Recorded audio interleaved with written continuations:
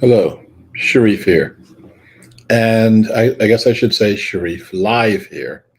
Um, I had every intention of not being live, and then I realized something like the 4th of July is tomorrow. And rather than, well, along with talking about what I said I was going to talk about, I want to talk about something else also. So I'm. Going to be live. If you're expecting a um, a recording of me, sorry to disappoint you. That was called a joke. Um, and let's go ahead and do our regular meditation, and then I'll talk about the two subjects that um, I'm going to talk about. So I've got my timer here, and I'm setting it for the meditation machine for 5 minutes. And I'm going to invite you, as you are comfortable, to close your eyes. And as usual, square yourself, get yourself in a comfortable but upright position.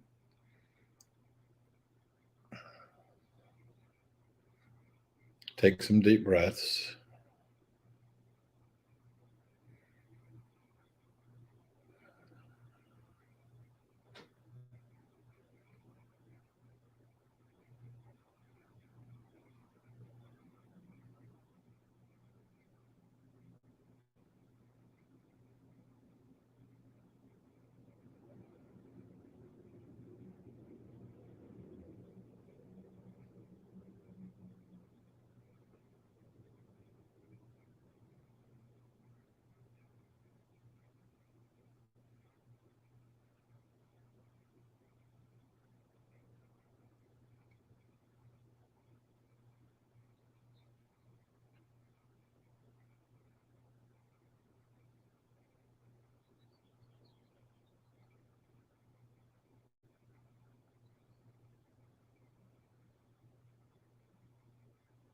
Connect your conscious mind and your conscious heart.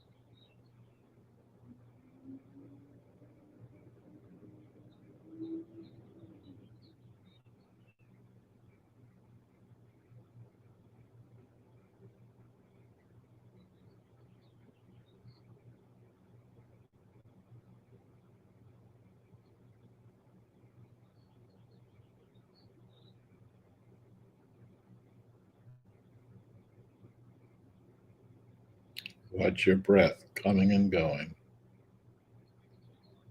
and rest on your breath.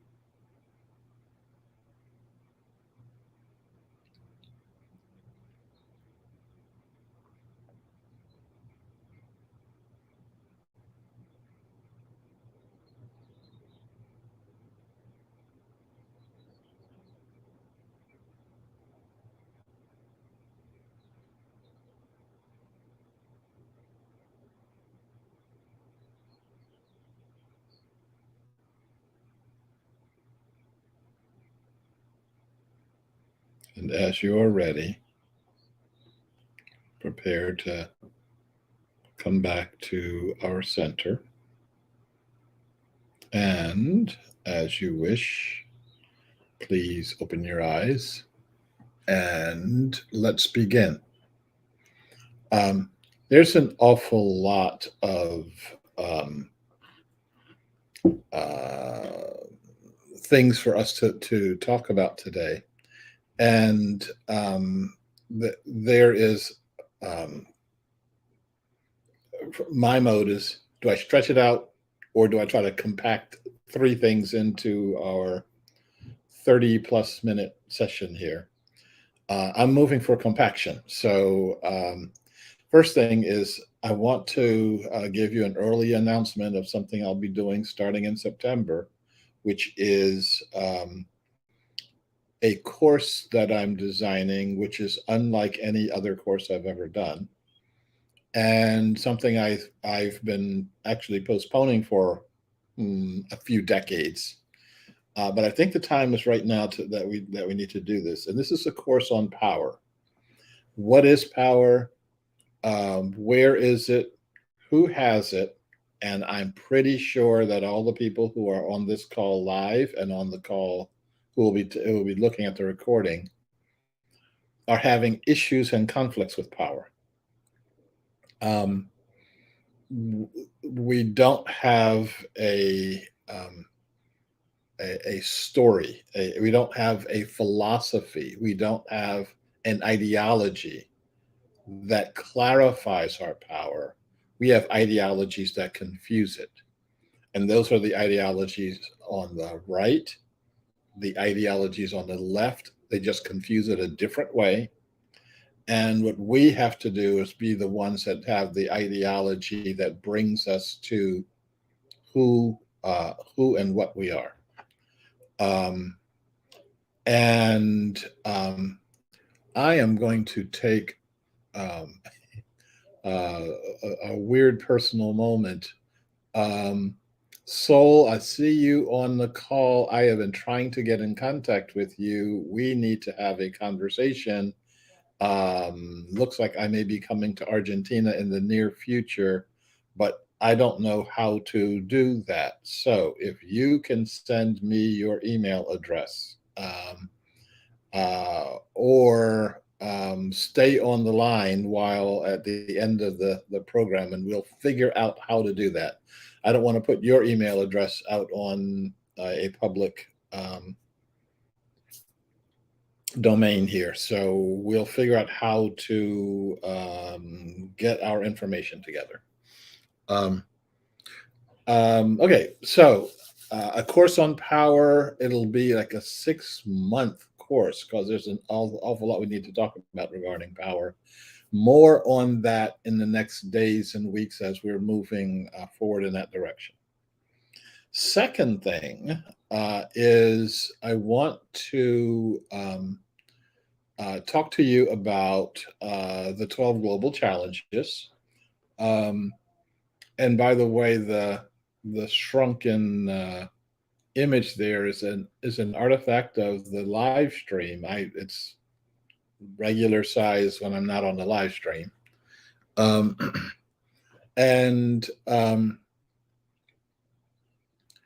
want to talk about the 12 global challenges and intention. The question is, what do you intend? What are the things that one of the things that clarifies your power is clarifying your intention. So, for example, if you look at the first 3 elements on first 4 elements on our global challenges: security, water, food, and energy. These are the most immediate, pressing issues that we have in our society today. When I haven't done my tent search today to look at how many tents. Just one now. It's a really big one, though. How many tents are parked on the street? How many people are homeless in my sight? That all I have to do is look out the window and see homeless people. Now, a homeless person is someone who has no security. A tent right across the street from me a few months ago burned to the ground, and it burned um, within a matter of a few minutes. Everything that person owned was gone. Just poof, it's gone. And this happened at 2 o'clock in the morning, and I happened to be up working. And I'm almost always happen to be up working at 2 o'clock in the morning. Um, so I called the fire department immediately. They took their time coming, which is interesting since the fire department is literally 3 blocks away. They could have walked faster than they brought their truck. And they get out and they kind of lackadaisically walk over with a hose and spray this 2-story flame out, and then put the hoses back and drive away. And the whole thing is so routine for them. This utter lack of security on the part of our society. Do people have clean water to drink? We do. You turn the faucet on, and I never drink faucet water anymore. I go through a couple of different filters, but if you have to, the filters work, and we can drink water out of our faucet. There are people in the world who cannot do that. I drank.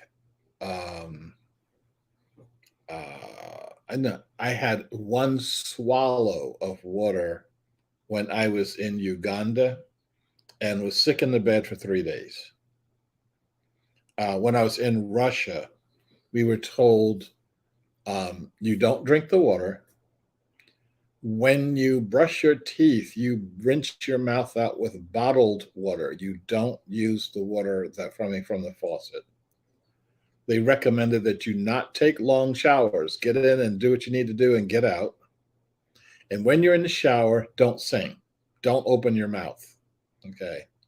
There's a woman in our group. I was there on a conflict resolution with the conflict resolution group, and woman did not follow that advice, and she got rushed to the hospital by an ambulance in convulsions because she rinsed her mouth out with the water that was coming out of the spigot. So we, as Americans, so for those of you who are Americans watching this, we can drink our water. And therefore, because we can drink our water, I don't have to give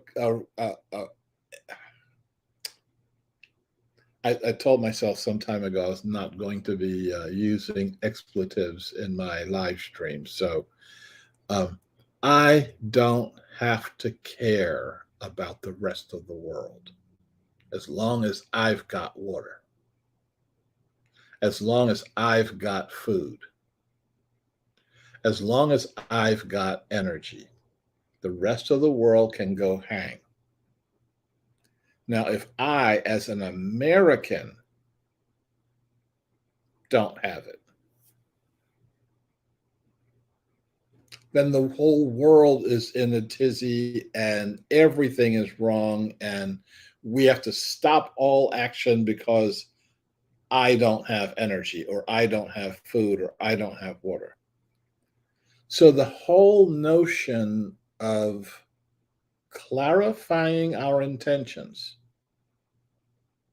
the whole notion of clarifying all 12 of these intentions has to do with you changing your perspective. You changing your perspective to from I, and then by extension, my group. Changing from I to we. Do we have security? Well, I've got locks on my door, so I have security. The guy that's out there in that tent does not. So we don't have security. I have water, but do my friends in Uganda and my friends in Russia, do they have adequate drinkable water? No. So therefore, we don't have water. When we, this global humanity, look at these 12 global challenges, we get to see that we are in deep trouble.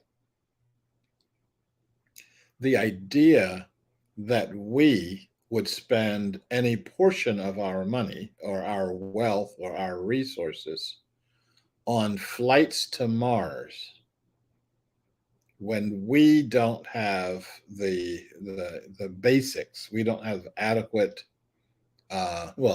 anything on that circle. That's why that circle exists. And one other reason that circle exists, and I've been talking about this for a while,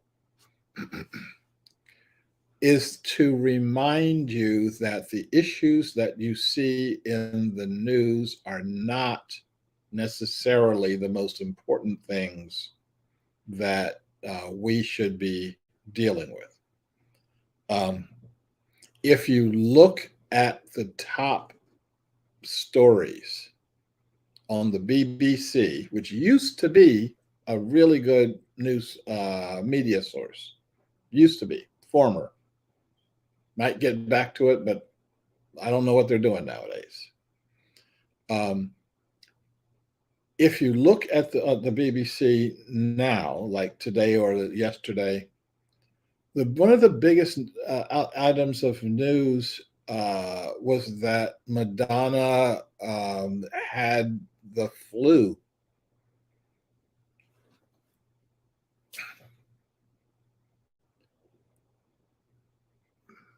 Why is that news? Why? When I go through my news feed, which I do every day, and I consult 4 to 10 different news sources, so I can sift through them and try to figure out what to watch. Every time I see an item, my question is, why am I looking at this? The person who put this item in front of my face, what do they want me to think? What do they want me to feel? Why are they influencing why do they want to influence my brain and my heart on this particular issue?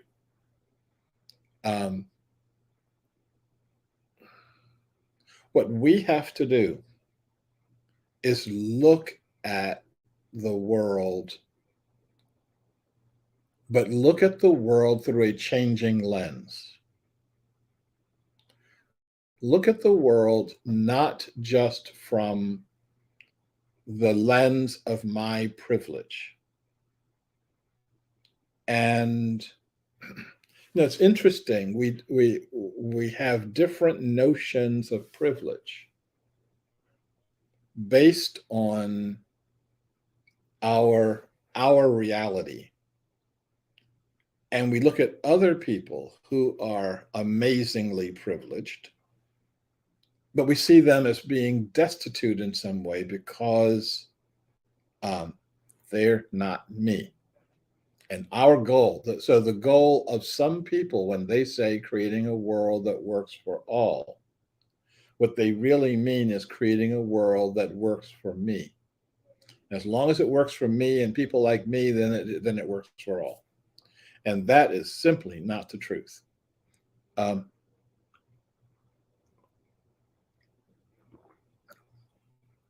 I was in Ladakh, which is northern India in the Himalayas that China wants to turn into southern China.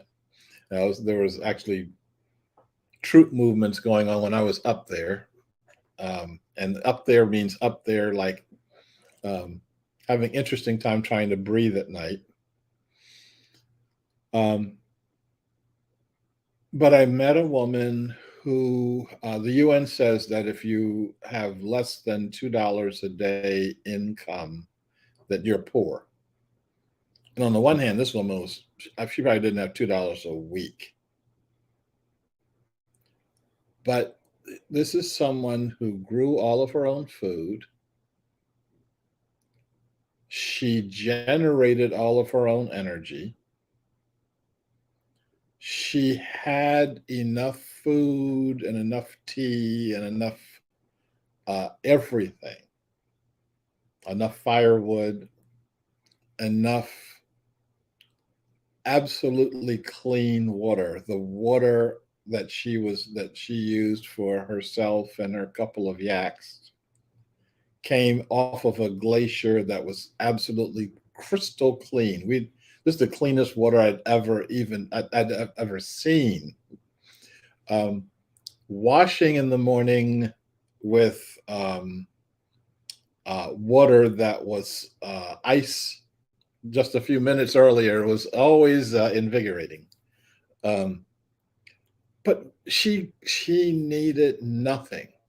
She lived her life in such a way that she was constantly asking, what can I do for my neighbors? You know, as when I stayed there for the 3 days, it's, you know, eat more food. She thought I was just too skinny. Eat more food, drink more tea. What can I do to help you to achieve your security and your happiness and your well-being?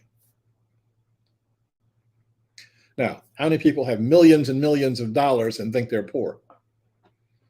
And who are constantly working, striving, unhappy, lines all over their faces, unhappy because they don't have enough, unhappy because they don't have enough money to fill the hole that's in their heart.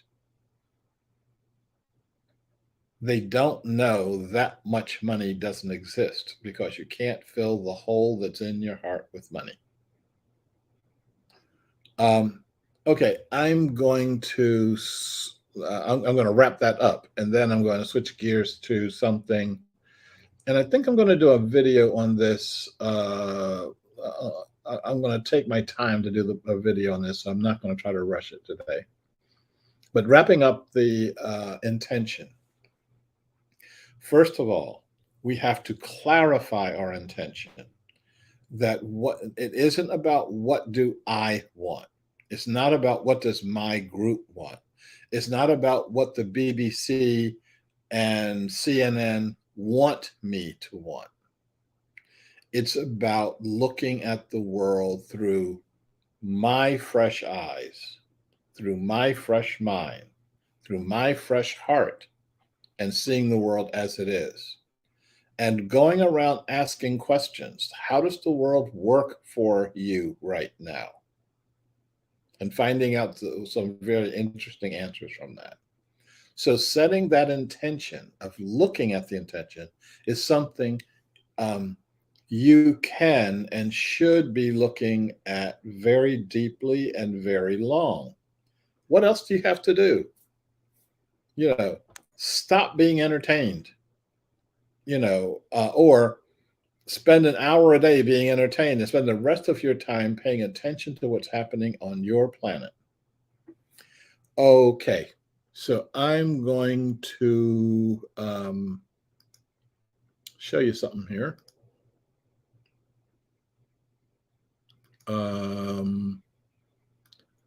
This is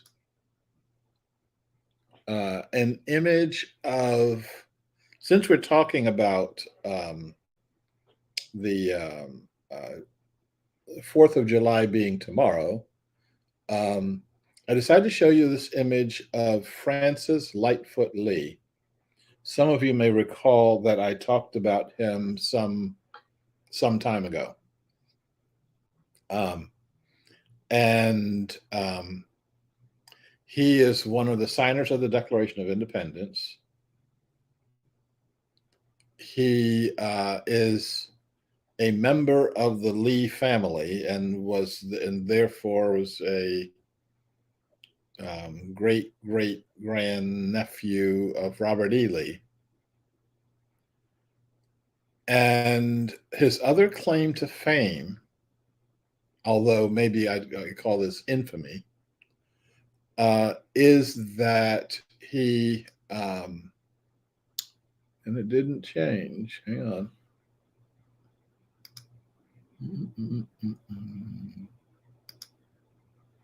Try again.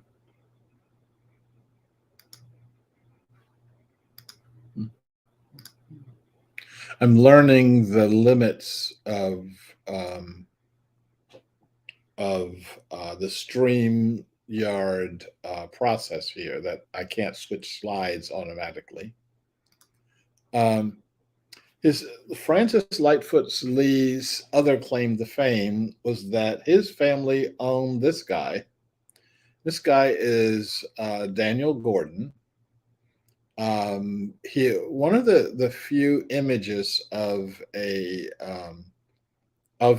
enslaved person, and his other claim to fame was that he's my great grandfather. I don't know how many greats I did. I think I should have 4 or 5 greats in there. Born in slavery, lived in slavery. Obviously, from both the clothes he's wearing and the look in his eye, obviously was considered a house slave, was refined enough to be that. When the Civil War broke out, he escaped his slavery, went and joined the Union Army. Unclear what happened when he was there. And he, at the end of the war, as a free man, he went back to the plantation and continued had a very different relationship with the Francis Lightfoot Lee family. And I talk about this as a family. And what I'll be talking about, and I'll send you all the link to the video once I get it done. What I talk about in terms of the family is that this really is a family, that Francis Lightfoot Lee and Daniel Gordon were in the same family, and that family was incredibly dysfunctional. A family believed that one side of the family owned the other side of the family. We right now are living through that dysfunction. We aren't doing very much to heal the dysfunction. A lot of us don't think that we should be healing it, think that we should be talking about it over and over again. We should be living through our trauma as opposed to transferring ourselves from our trauma into being whole human beings. So you'll get that. So if I get that done and out as a 4th of July special, I will do so. The next time I will talk to you will be on Friday. It probably a recording, but it will start at the same time here. Um, I am and my time's up. I was able to do all three things within the half an hour. I'm patting myself on the back. So I will look forward to talking with you, and I will talk to you on Friday. And Sol, if you are there, let me send you. I don't know how to do this without ending the broadcast, and I don't want to end the broadcast because it seems like I lose connection with you. I'm just going to put in my mail, mail at commonway.org. So hopefully you can see that. And if you can, send me an email now, as soon as you can. And I'm going to now end this broadcast so that everybody else can go. And I will talk to you at another point in time.